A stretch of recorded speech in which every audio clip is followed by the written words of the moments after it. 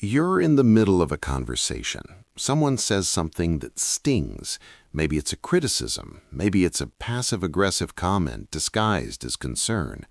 And before you even realize it, you've already fired back. Your voice is raised, your heart is pounding, and suddenly you're in a full-blown argument you didn't even want to have. 5 minutes later, you're replaying it in your head, thinking, "Why did I say that? Why did I let them get to me?" Here's the thing. The moment you reacted, you handed them the remote control to your emotional state. They pressed a button, and you performed exactly as expected. But what if there was another way? What if, instead of being a puppet on strings, you could step back, watch the whole theater unfold, and choose your response with intention? That's what we're diving into today, the hidden psychology of observation versus reaction, and how mastering this one shift can turn any conflict from chaos into clarity.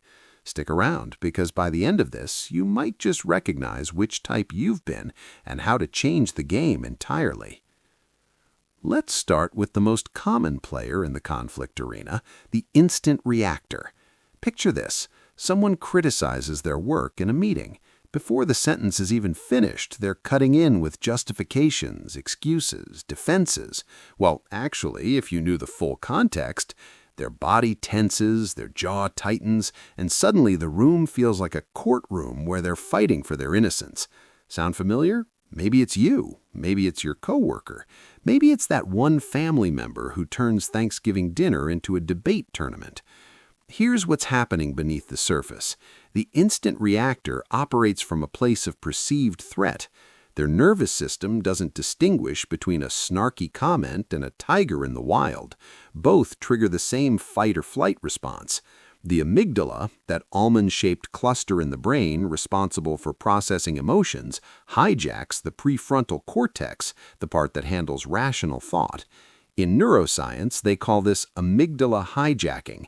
In real life, we call it saying things you'll regret in about 30 seconds.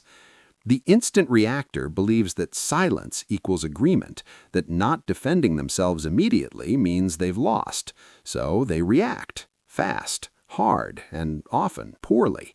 The irony, by reacting so quickly, they actually lose control. They become predictable. Anyone who knows them well enough can push their buttons like a vending machine. Insert comment, receive outburst. If you've ever walked away from a conflict thinking, "I just made it worse, didn't I?" Yeah, you might be an instant reactor. Then there's another type entirely, the silent observer. But here's where it gets interesting. Not all silent observers are created equal. Some observe from a place of wisdom. Others, they're just emotionally checked out. Let's talk about the first kind, the conscious observer.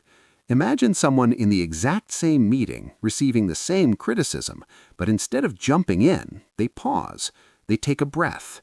They notice their own reaction forming, the heat rising, the words assembling on their tongue, and they just watch it, like they're sitting in a movie theater watching their own emotions play out on screen. They don't suppress it. They don't pretend it doesn't sting. They just create space between the trigger and the response. This is where the magic happens, because in that space, they have options. They can ask a clarifying question. Can you help me understand what specifically didn't work for you? They can acknowledge without agreeing. I hear you. Let me think about that. They can even choose to address it later when emotions aren't running high. The conscious observer understands something profound. Just because someone offers you a fight doesn't mean you have to RSVP. Psychologically, they're operating from the prefrontal cortex, the part of the brain that handles executive function, impulse control, and perspective taking. They've essentially bought themselves time, and in conflict, time is currency. It's the difference between being reactive and being responsive. Reactive is automatic. Responsive is intentional. The conscious observer has mastered the art of the pause. But then there's the shadow side of observation, the detached avoider. They look calm on the outside, sure. They're not yelling, they're not defending, they're not engaging. But here's the twist. They're not observing either. They're dissociating, checking out, pulling the mental fire alarm and evacuating the building. You've probably seen this person. During a heated conversation, their eyes glaze over. They give you the occasional, uh-huh, or okay, but you can tell nobody's home. They're physically present, emotionally absent. And later, when you bring it up, they act confused. What conflict? Everything's fine. Except nothing's fine. The tension is still there, just buried under layers of avoidance. The detached avoider confuses peacekeeping with peace. They think that by not engaging, they're being mature, but really, they're just kicking the can down the road. Unresolved conflicts don't disappear, they ferment. They turn into resentment, passive aggression, or those explosive blow-ups that seem to come out of nowhere but have actually been building for months.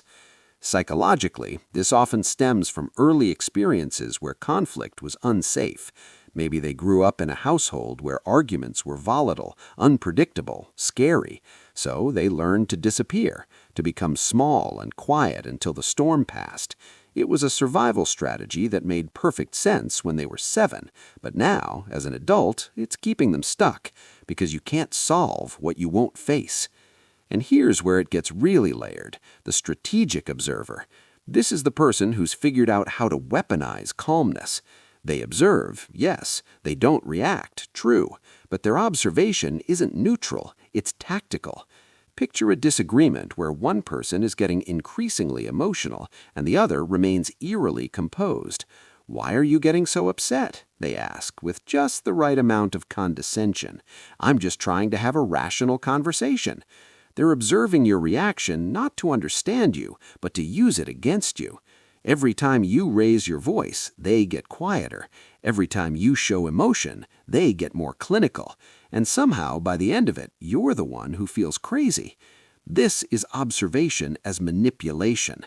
They've learned that staying calm makes them look reasonable by contrast, so they cultivate calmness not as a genuine practice, but as a power move. In psychological terms, this is often linked to covert control, the need to win, to dominate, but without appearing aggressive. It's aggression in a suit and tie. The giveaway? Listen to their language. The strategic observer uses phrases like, "you're being irrational," or "you're too sensitive," or "calm down," all designed to shift the blame on your emotional response while step-siding the actual issue. They observe your buttons not to avoid pressing them, but to know exactly which ones to push when it serves them. So where does that leave us? If instant reaction hands over control, detached avoidance solves nothing, and strategic observation is manipulation, what's the answer? The answer is conscious, compassionate observation, and it starts with a simple but profound shift. Observe yourself first, then observe the situation. When someone says something that triggers you, the first place to direct your attention isn't at them, it's inward. Notice the sensation in your chest. Notice the thoughts racing through your mind. Notice the urge to defend, to attack, to flee. And here's the key: notice it without judgment. You're not trying to suppress it or shame yourself for feeling it. You're just looking, like a scientist observing data. Then, once you've created that internal space, you extend the observation outward. What's actually being said here? What might be driving their reaction? What am I not seeing because I'm too busy defending? This doesn't mean you excuse bad behavior or tolerate disrespect. It means you're choosing your response from a place of clarity rather than chaos. And the beautiful thing is, when you stop being reactive, people lose their power over you. They can press all the buttons they want, but if you're not automatically responding, their tactics fall flat. You become unpredictable in the best way possible, not because you're volatile, but because you're free. So here's the real question. Which type have you been? Maybe you're the instant reactor who's tired of apologizing for things you said in the heat of the moment. Maybe you're the detached avoider who's realizing that silence isn't solving anything. Maybe you've even dabbled in strategic observation, using calmness as a shield rather than a genuine practice. Wherever you are, the path forward is the same. Practice the pause. Start small. Next time someone says something that normally sets you off, try waiting just 3 seconds before responding. Notice what happens in that tiny sliver of time. Notice what options appear when you're not on autopilot. Because conflict isn't the enemy, unconscious reaction is. And the moment you learn to observe instead of react, you reclaim something precious, your power to choose. Not just what you say, but who you want to be in the middle of the storm. So tell me, which type resonated with you? Have you been the reactor, the avoider, the strategic player, or are you working toward becoming the conscious observer? Drop your thoughts below, and if this landed for you, consider subscribing because we're just getting started on unpacking the hidden psychology of being human. See you in the next one.